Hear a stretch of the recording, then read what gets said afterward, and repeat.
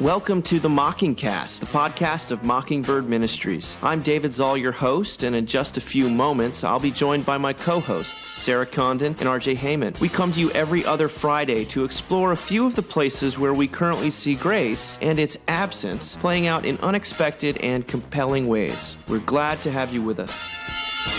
Praise the Lord. Praise the Lord. We're back. Thank you so much for your patience with us during our hiatus.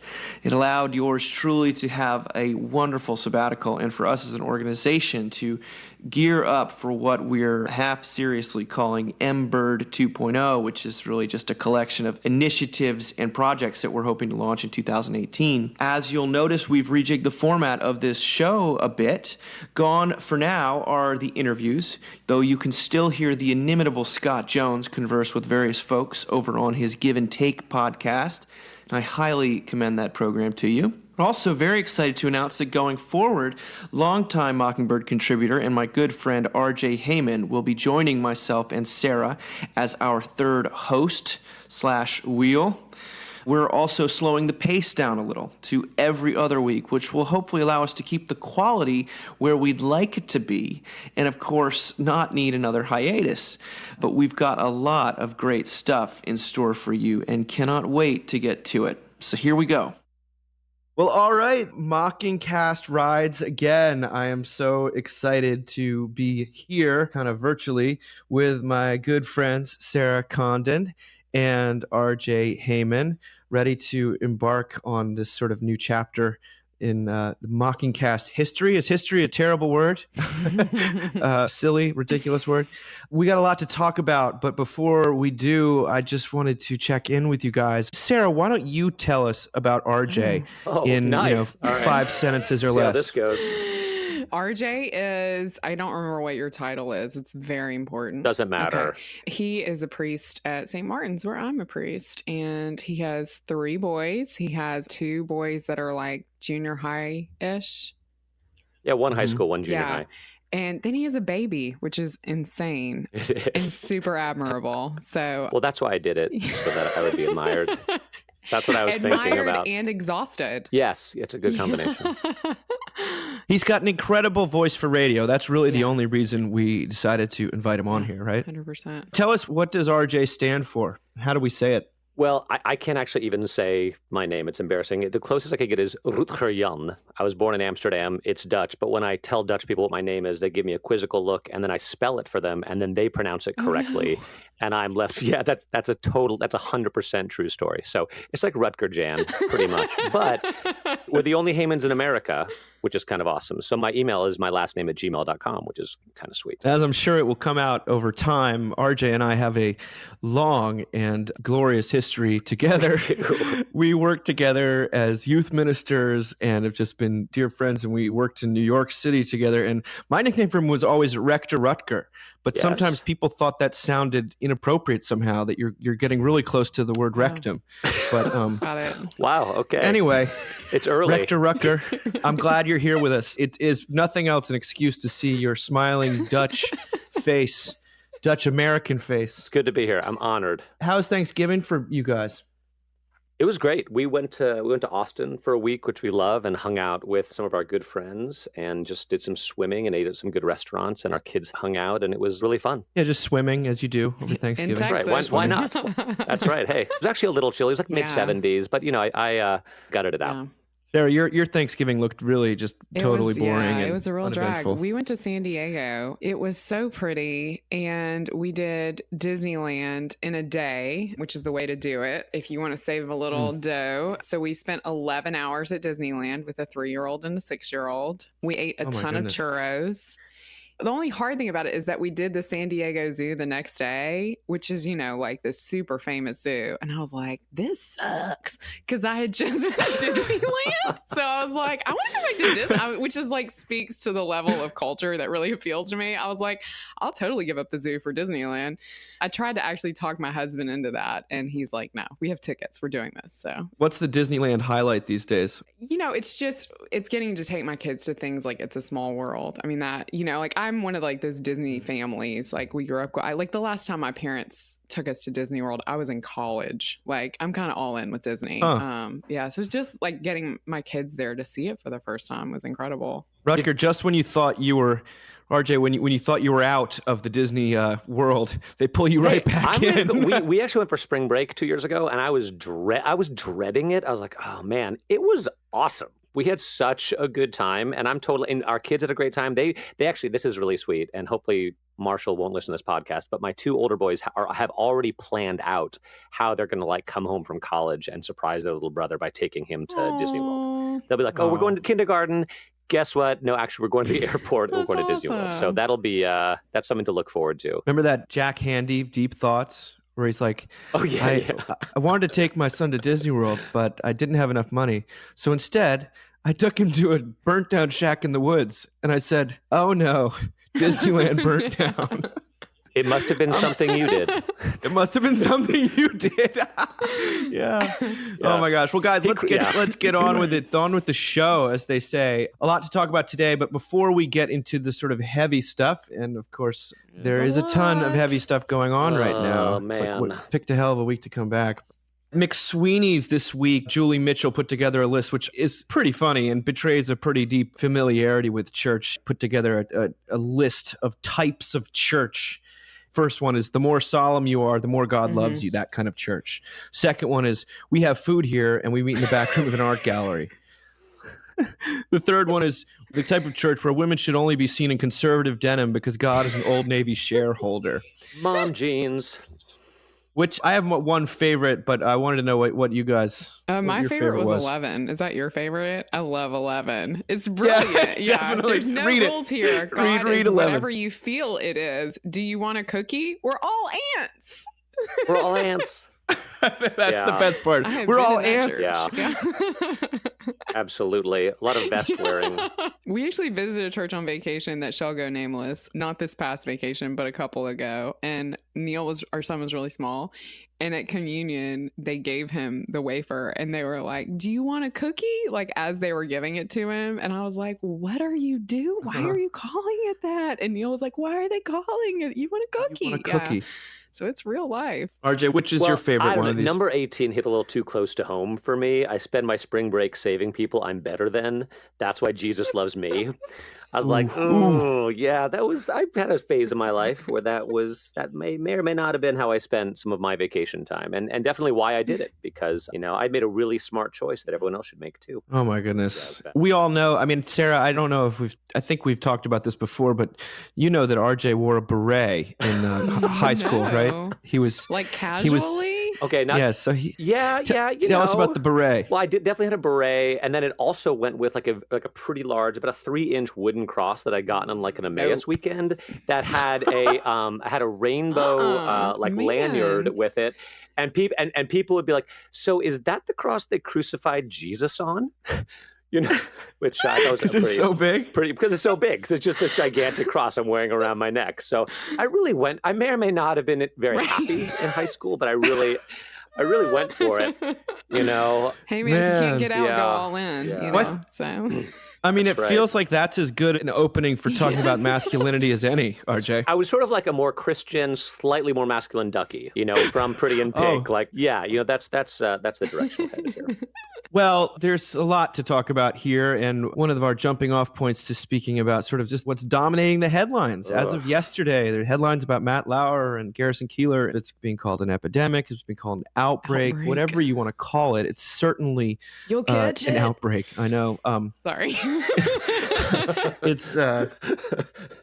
It's certainly on people's minds. And the way in for us today, I thought, and it's uncomfortable. It's funny, RJ and I were talking about how even beforehand, he's like, are you sure you want to talk about this on the air? And I don't know what's worse, to not talk about it or to talk about it. But we're going to talk about Stephen Marsh's really, I thought, brave and wide-ranging and actually pretty generous article in the New York Times that a lot of people hated, which sort of maybe proves that he's got a point, called The Unexamined Brutality of the Male Libido. It sort of opens as after weeks of continuously unfolding abuse scandals, men have become quite literally unbelievable. What any given man might say about gender politics and how he treats women are separate and unrelated phenomena. Liberal or conservative, feminist or chauvinist, woke or benighted, young or old, Fox News or in the New Republic, a man's stated opinions have next to no relationship to his behavior. He goes on to say that men arrive at this moment of reckoning woefully unprepared. Most are shocked by the reality of women's lived experience. Almost all are uninterested or unwilling to grapple with the problem at the heart of this, the often ugly and dangerous nature of the male libido. Of course, acknowledging the brutality of the male libido is not some kind of excuse. And he goes on to talk about how Freud talked about the sort of Thanos and the destruction, roiling mass underneath the surface. But the final thing I want to read before I open it up to you guys is at the end, he kind of twists it in a way that I found fascinating. He said, women are calling for their pain to be recognized. Many men are quite willing to offer this recognition. It means that they don't have to talk about who they are, which means they don't have to think about what they are. Much easier to retreat into ever more shocked and prurient silence, or into the sort of reflection that seems less intended as honesty and more aimed to please. Sex is an impediment to any idealism, which is why the post-Weinstein era will be an era of gender pessimism. What if there is no possible reconciliation between the bright, clean ideals of gender equality and the mechanisms of human desire? Meanwhile, sexual morality, so long resisted by liberals, has returned with a vengeance, albeit under progressive terms. The sensation of righteousness, which social media doles out in ever-diminishing dopamine hits, drives the discussion but also limits it. Unable to find justice or even imagine it, we are returning to shame as our primary social form of sexual control. Now, that is all I'm reading, and I want to put this hot potato in Sarah's lap as soon as I can. Oh my gosh. Well, Dave and I have talked about this a lot over the past 48 hours. I have a lot of thoughts. I thought Marsh's piece was brilliant, and his book, The Unmade Bed, I cannot recommend it enough to people who are married, considering marriage. It's just so excellent. The way that he honestly talks about men and women. You know, this is like one of those moments where I'm like, what am I saying? But I still feel bad for men. I don't know. I do. And I know I shouldn't, but I feel like this is just going to lead to more isolation. I mean, I feel like where we are and sort of the cultural response that's happening, like, I mean, I'm seeing in my news feed so many women who are like, the fact that men are even talking about this now is traumatizing to me. And I'm like, oh my God. So like, they can't be honest about, I think Marsh has a really good point. I think we can talk about women's like sexuality and preferences all day long, but we can't talk about men's. And you're just going to like repress this stuff more. It's going to eke out in weird ways more. And like, we don't want to hear what the truth is. And honestly, I think the truth is too scary for us. And I don't mean that in like some sense that like all men are like secret like rapists, but I mean, I think gender politics and gender roles moved so quickly in this country, and we're expecting everyone to suddenly like live in this world that doesn't exist. And we're expecting everyone to live in some sort of perfect world that doesn't exist in terms of gendered stuff. I mean, my husband and I were talking about this the other day, and I've never worked in a place that there hasn't been some issue of sexual harassment. I mean, not anything huge, but like it is a part of men and women bumping into each other to some extent, right? I mean, I think that that's a part of this. All this assault stuff is awful. But then I began to ask myself, how are we raising our daughters? As a mother, like all I could think about is when I was like 11 years old, there was a kid at the pool and he kept grabbing girls like under the water. All the other girls' parents were like, because he was a weird kid, obviously. And all the other kids' parents were like, you know, you don't have to be friends with him. And like, but you need to be nice to him. And like, let's not be too hard on him. And my dad was like, I want you to grab him by the genitals and I want you to pull as hard as you can. And then when he screams, I want you to keep pulling. And like, I just am like, Gosh, I love Sarah's dad. I mean, and then it becomes this whole thing of like, well, why should women have to defend themselves? Well, I mean, because we do. Like, maybe that's the reality that we're living in right now, and maybe, you know, it's like any sin that everyone's like so shocked it's happening, and it's like, can we stop wasting time on the shock? And can we find a way to make sure that girls feel like they can stand up for themselves, to make sure that girls feel like they're powerful? I don't know. Can we find space for men to talk openly about their sexuality? I mean, as much as the wild at heart stuff I can find pretty troubling, Dave, the piece that you wrote about this pointed to it. I mean, church, especially some of the more conservative circles of Christianity, actually give men safer space to talk about their sexuality a lot more than other places. So I have a lot of thoughts, obviously. I don't know. What do you think, RJ? Yeah, RJ, you want to weigh in? It's scary.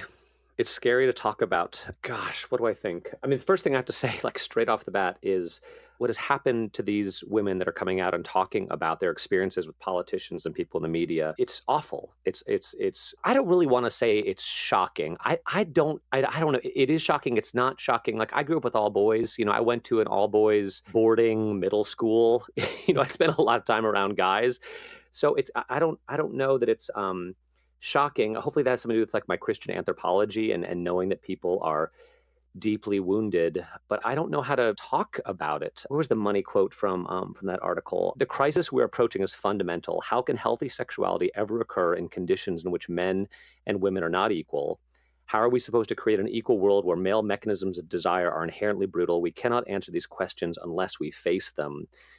But facing them, I don't know how we do that. And there is shame about talking what's actually going on in the male mind. And at the same time, Dave, I loved your response to it in the way that you tied in Lady Bird, because having all brothers and having all boys and having a wife who has all brothers, the question which it raised in my mind is like, do I really understand women at all? I mean, I've been married for going on 19 years now. Where you were writing about the relationship between the mother and the daughter, and about how that was a very kind of specific kind of relationship that you only understood if you really had like a lot of women in your life. I was like, I'm not sure I understand that, you know, that I want to seek to understand as much as I want to be understood. But to think about living in a world where everyone is just kind of laid bare and you can actually see what's going on is sort of scary. It's not even really possible. Terrifying. And that's the thing. It's like, there's just such a lack of honesty and shame and delusion and hiding. It's like the and overwhelming message is, I'm gonna need you to be less of a man. Like, if you could tone down your manness, that would make me feel a lot better. Like, I say that like carefully, but I mean, and I'm raising a boy, and it's like, you know, I just feel like that's the overwhelming message, even to little boys sometimes. It's like, we're going to need you to be less of a boy, instead of facing the reality that the genders are completely different. I mean, Dave and I were talking about when I was in seminary, that was like the big discussion about like gender is a created thing, right? Gender is not real. Like, that was a huge part of a lot of the conversations people were having in seminary.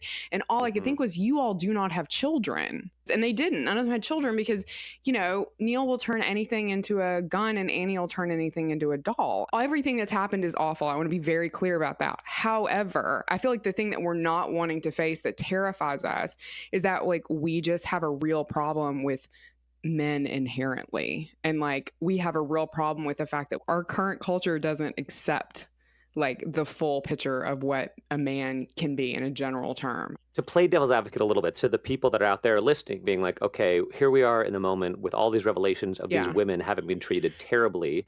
And here we are saying, poor men. You know, like, is it, you know, I think there's absolutely time and place to have this to have that conversation. And I think it's an important conversation to have. And I'm glad these issues are being raised, but it's a tough time to talk about it, to talk about poor men. Sure, but it's a part of the bigger like, if you're going to have the conversation about what's going on, like, you have to have the conversation that part of the reason that men are behaving this way is because we've asked them to be much less of who they are and to hide much more of who they are. It's a weird culture for all of us, but like, you know, and Marsh writes about this, like, we want vulnerability, we want people to be honest, but like, I don't want guys I work with to be like, sorry, I can't hear what you're saying, I just keep staring at your boobs. And yet You know what I mean? This is the reality, but like, please hide that. I don't want to know. You know what I mean? So it's like so dark. I mean, the whole thing is so dark. And so, of course, there's been this heinous violence committed against women. Somebody is going to suffer for all of this. But yeah, I do think like it's something, there is no cure for male desire, and it's going to go someplace. And if it's driven underground, it's probably going to go someplace worse. Actually, it's funny, there is though. I read that article and I was sort of terrified last night, but it reminded me of a This American Life episode called Testosterone from a few years back, which is fascinating. There's a few different stories. I recommend it, but the first one is about a guy who, for a period of months, had no testosterone whatsoever, like none in his system. And then they figured out what it was and whatever. But listen to the way he talks about that. I mean, it's just one person, it's not scientific, it's just anecdotal.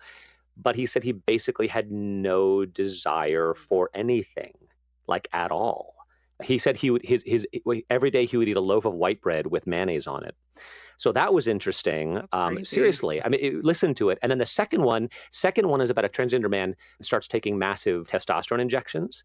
He says the transition that happens in his mind riding the subway from being like, oh, that's an attractive woman, how might I start a conversation with that person, to, like, he says, constant repetitive pornographic images going through my mind, unable to stop them. It was powerful. And anyway, there's a lot that could be said about that. I mean, the first guy who was without testosterone, the way he described the experience, it was almost a little bit sort of like nirvana. Like he stopped wanting anything. And he actually talked about God. He said he almost felt more insightful, but that desire and wanting and motivation, and none of it was a part of anything. So it made me think of Serenity, the movie. You guys ever seen that? Oh, yeah. Yeah. Maybe that's totally right. So, my dad would say that we should all read The Disappearance by Philip Wiley, which sort of looks at a planet with just men and a planet of just women, and they both sort of fall apart without the other in ways that they weren't expecting. So there's no clear answer here. I think one of the things that we are grappling with immediately, and you can't, RJ, I think in part in terms of listening to what's happening is you have to be like, why? It is pretty much all men. And to deny that is to sort of hide around it. And are men just basically as much worse versions of women? Except I will say there have been a few like female teachers recently in the news who are like getting together with their high school students, and so not many, a couple. It's not as high profile, but that what is it about the they have what is it about anyway? These power I think you're right dynamics, though. The poor men thing. But we do need to give men some kind of vision that's positive. The only thing that people I know when they ask like sort of the blue state type guys are like, well, what does it mean to be a man? And the only answer they have is to be really respectful of women, and that's great. But we have to give them a little more. Is there anything that's distinctly male and distinctly positive? The students I work with, as I work with all these undergraduate men, they don't know how to answer that question that doesn't basically involve sports. And even that, they don't feel they can really talk about. However, we don't need to answer that today, but I do want to point to Abby Farson Pratt, my good friend here in Charlottesville, who wrote this wonderful thing about how do we deal with the art that's left over from, Louis C.K. and Woody Allen. Woody Allen. And she said, this is what she writes. She said, when a politician misbehaves, it's easy in theory to wave our hands and say, politicians, they're all filthy. But when our favorite novelist or comedian or musician misbehaves, we feel conflicted. We feel like we've been implicated ourselves. Indeed, there's a flicker of recognition when we denounce a bad artist. We expertly suppress this feeling, this lurking sense that we may also resemble monsters, and then return to the joys of, quote, loudly denouncing the monster in question. We never want to be in the same boat with the dirtbag poets and directors and rock stars, but maybe we always have been. Maybe we've been rowing alongside them all this time. They just experienced the misfortune of having the searchlight expose them first.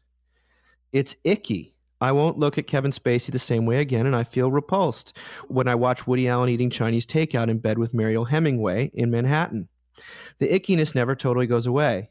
This, alas, is our human condition. The ickiness never totally goes away. Now, she ends with the wonderful call to sort of a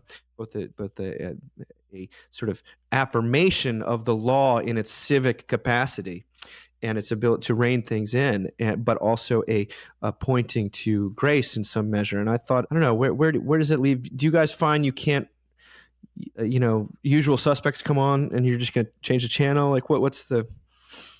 Well, I went to go see. I saw Bill Cosby do live stand-up like 20 years ago, and he was hilarious. It was like amazing. And now I think back to that, and I'm just like, like what was he doing before and after, and not as That's happy. funny. A I memory always as it wanted to was. write a piece of. I always wanted to write a piece about Bill Cosby, like for Mockingbird, and then like I'm so glad I didn't. It's like because the show is so good. It was such a portrait of gracious fatherhood, and like now that piece will never be, never be written. Yeah, I mean, I have like a whole thing in my brain when people are Scientologists that I have a hard time watching their movies, and that was already there for me before this happened. I never, anytime Tom Cruise is in something or John Travolta, I'm like, no, I'm not watching that. Yeah, it's like, I'm not. Yeah, Phenomenon. I'm not gonna watch it. Phenomenon. So funny. We went to see Thor right after the news about Kevin Spacey broke, and I had heard this interview with a mother of a child who's a child actor who had been molested, and she talked about how pervasive that is in the Hollywood community and how no one comes forward because it will literally ruin the child's career forever. She wasn't talking about by name by her child. And she said, you just wouldn't believe how much this is everywhere. And so we went to see Thor, a movie which has no children in it. And Kevin Spacey's not in it either.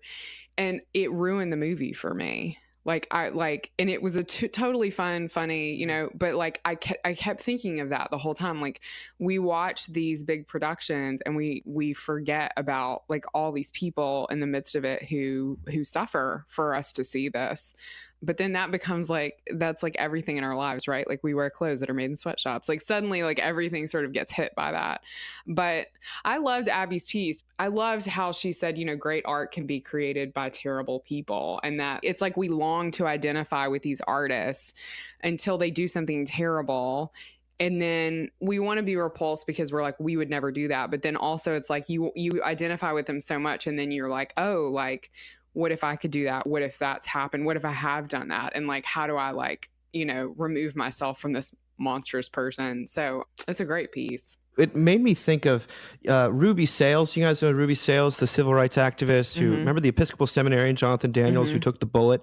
He took it for Ruby Sales in 1964, I think it was. She came to visit Charlottesville, and she was here actually just recently. And the paper this morning reported on her talk. I should have gone, but I was stuffing envelopes for our fundraising letter, which you will all be receiving soon. But this is the report they gave. She when asked about the possibility of future white nationalist rallies in Charlottesville, she discouraged violent confrontation as the means to stop racism. We certainly don't do it by chasing one right-wing neo-Nazi group after the other. It strikes me that the movement chased us, and now we're chasing them. Earlier in the evening, while discussing the recent white nationalist rally in August, Sales said justice should not be confused with revenge. Any call for justice that does not offer a pathway for redemption is revenge and not justice. I know it's not popular, but any movement that says that people are trapped by their history and cannot change is not a hopeful movement. That's called moral nihilism. We've got to really understand that there are ways toward redemption. Now, she's you guys would be happy to know she's, I think, an ordained Episcopalian. But she's this incredible older sort of black lady with these dreads, and she's got the kind of moral authority to say these things that are unpopular. I didn't say it, but what she's talking about is grace, I think. And the only way forward in any of this, whether or not we're ready to hear it, maybe in Charlottesville, that happened in August, and this is happening second by second. Maybe we need a little bit of a pause to take it in, because you have Kathy Lee Gifford saying, "Oh, I forgive Matt Lauer," and you'd be like, "Well, Kathy Lee, why don't you just hear a little bit more about the button under the desk and the sort of the stuff that was really going on before we pronounce a kind of blanket forgiveness, because it doesn't really sink in. It doesn't have any teeth."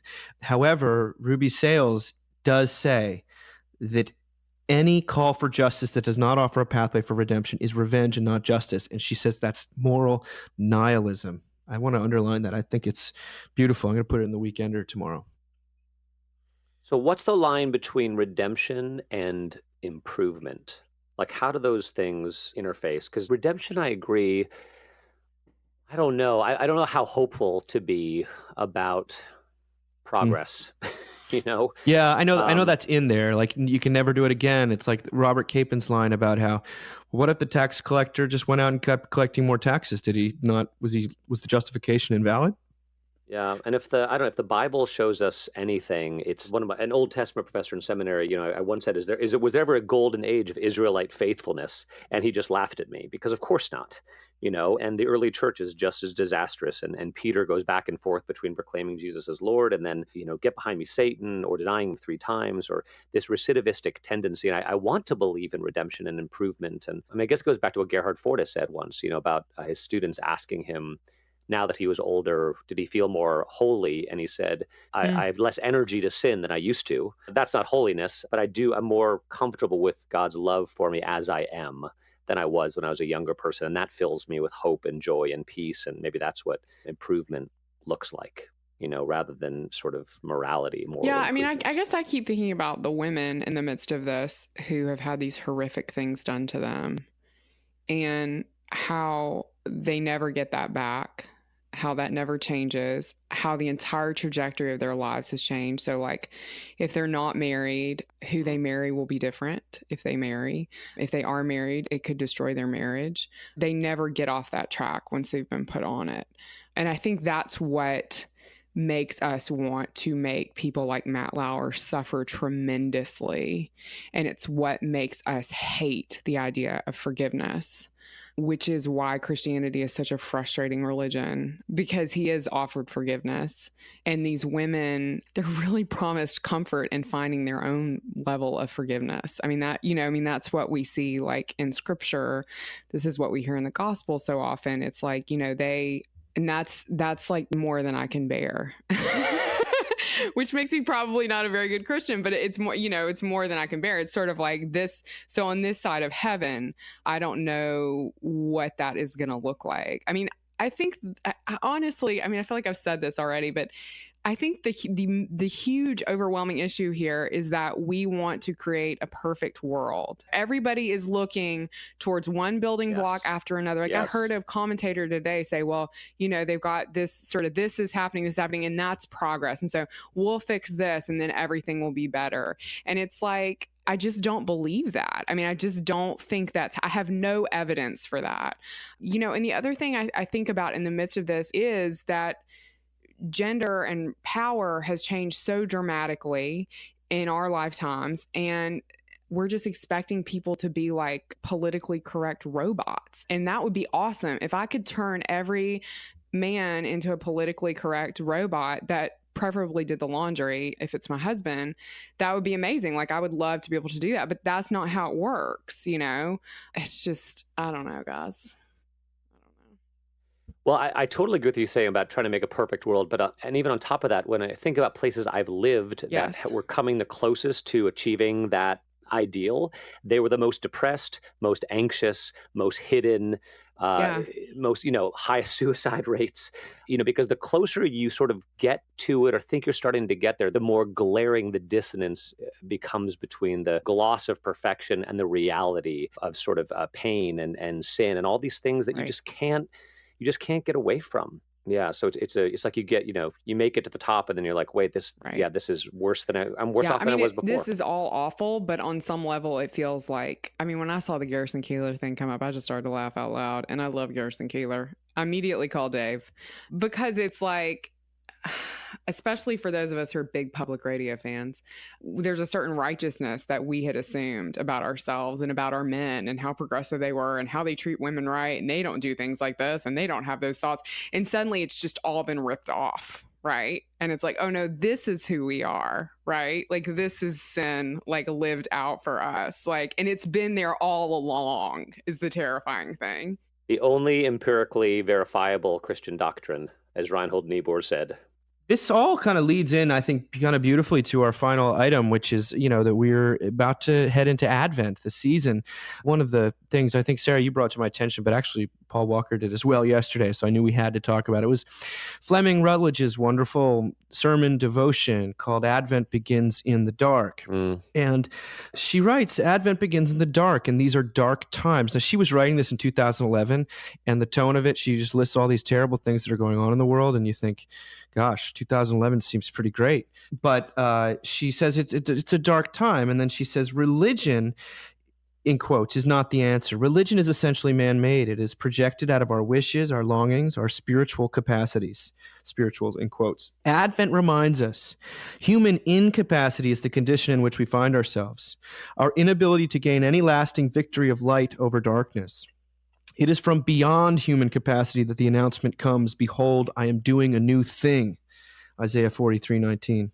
The light that shines in the darkness is not the light of religion, not even the light of religious faith. It is the uncreated light, not part of this darkened sphere at all, not bound by it, not contiguous with it, not limited by it, not projected from it, not coexistent with it, but rather God from God, light from light, very God of very God, begotten, not created. Therefore, the new thing is not just generalized religious comfort, but the incarnation itself, the invasion of this present evil age by the deliverer who arrives from a sphere of power entirely independent of and qualitatively greater than the powers that dominate and ravage this world. Happy Advent to you guys. Where are you with this as we approach the first Sunday of Advent? I'm struck again every Christmas by, how crazy it is, how stressful it is, how many hopes I have for the Christmas, the Advent that I'm going to be able to give or not be able to give my children. And then the reminder over and over again that as crazy and messy and stressful as I think my Christmas is going to be, it's like absolutely nothing compared to Mary and Joseph, and that Jesus is born into just a total disaster. Horseback, leaving home, pregnant. If my wife had to have a baby with animals around, it'd be a bad scene. I just imagine the fights that Mary and Joseph got. Why didn't you make reservations? Get on Travelocity, And then these nasty shepherds show up who are essentially hill people, and it's just the hills have eyes. I mean, some of us are hill people. It's just a disaster. And yet that's the situation that Jesus chooses to be born in, to be like, I am with you in the disaster, in the mess.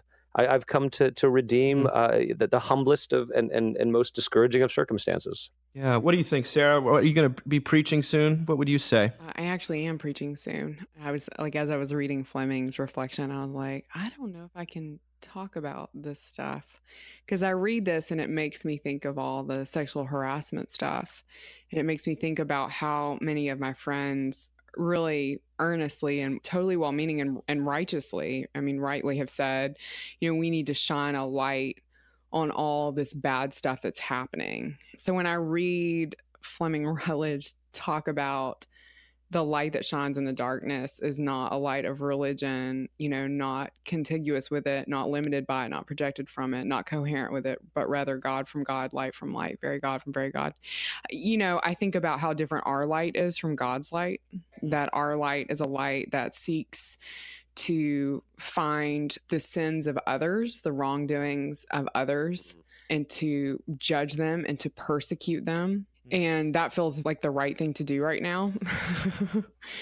And the fun thing to do also, just to name it, right? That's always kind of a jazzy thing to pull out your sin flashlight and find out who's messing up. And then there's this crazy thing that happens where we hear about this light that comes into the world, this light that is not of this world, the light of Christ. And that light shines directly on us. And that's all we see is the light. And that light says, oh, I see all those things, and I came to save you from them.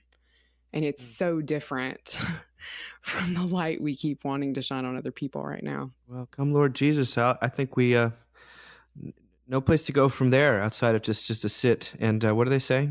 Wait? Sit and wait.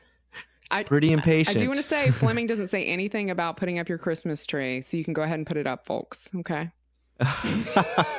Oh boy, here she comes. I want to say thank you guys. I'm so excited to be back, and we're going to be back in 2 weeks from now. And for those listeners, thank you again for your patience with us. We're really glad you stick with us. And do want to say we did send out our big year-end appeal and newsletter, and we need your help. So if you feel so inclined, keep a lookout for that. I'll also put something on the website. But we're really, really pumped to be back and to be with you. Happy Advent.